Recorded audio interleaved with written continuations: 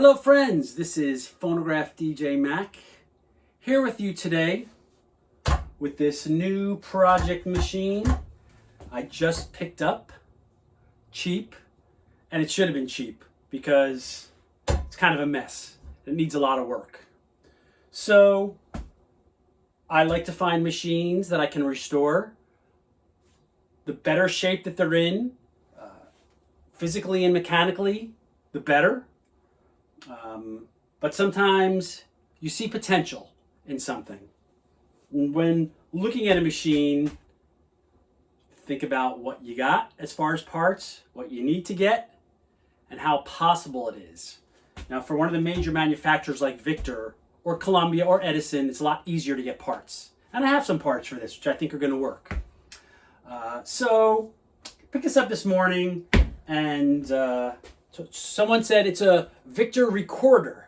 So it's like, sure, whatever. You don't try to argue with people. You don't try to correct them. It's like, very good. Show me the pictures. We come take a look at it. And they said, we don't know anything about it. It doesn't work, blah, blah, blah. I'm like, okay. So one of the things they said was like, oh, look, we have the original paperwork here. And so, but the paperwork is some printouts from some different internet pages. I guess they were doing some research about these machines. And actually, they did print out from the Victor Victrola page, is a good page, and gave them information about it. And one of the good things about this is, let me grab my glasses here, is that on that page is they give you manufacturing dates and serial numbers for the machines. Now this machine, the serial number, which is on this plate here at the side, and I'm going to come in for a close view in a bit on these, is 232857F. So 232 would put it right there. 1917 with the F suffix. So really used after 917. So we can really narrow this machine down to being produced between September and December of 1917. It's a really common machine, the Victor VI. It's one of the all-time highest selling quantity machines. They were cheap, they're reliable, they were easy to operate and easy to fix. After 100 years, we'll see about that. So in looking at a machine like this, what do I see? Well, first, obvious thing is these knobs are totally wrong. They are absolutely not right. And I believe I have some in my toolbox here. A couple of the knobs. Oh, good. Here's one. So you can see what this knob would look like on here. Obviously, the turntable is missing the felt and it's all rusty. It's kind of normal. No big deal. I can replace that. The speed control is right here, and that's missing. If you look at the side here, I'm going to take the crank off here. And if you see, there's a metal guard that goes around here called the escutcheon. I just love saying that word, escutcheon.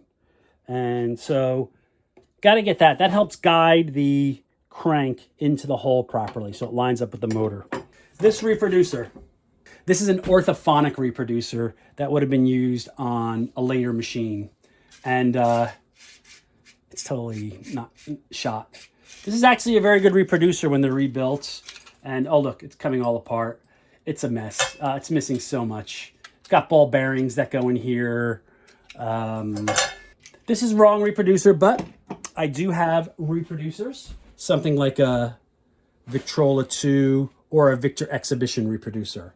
But this one will work perfectly well with this machine. Usually on these machines, you're able to just lift the turntable off. But what happened here is this should not be connected like this. This is totally bound in here.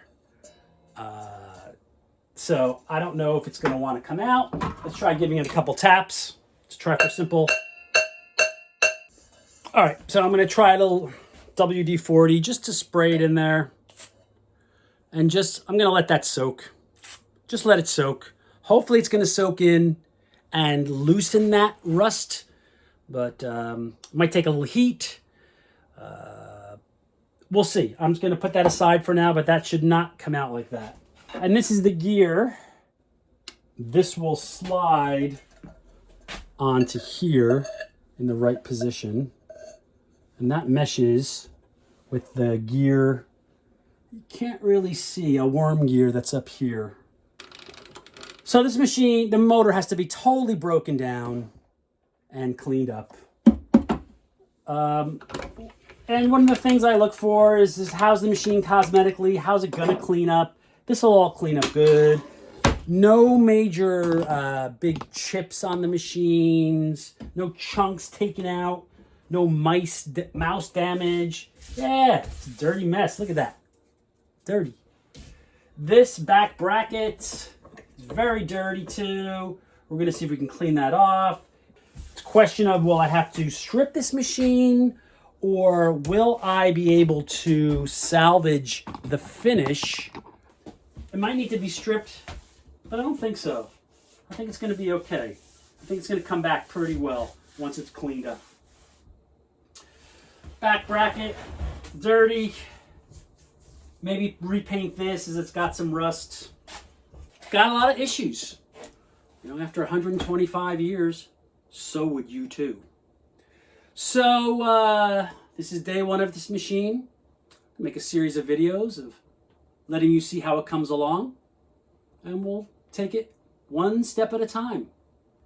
So please subscribe to my channel. Phonograph DJ Mac here. Until next time, wishing you adieu.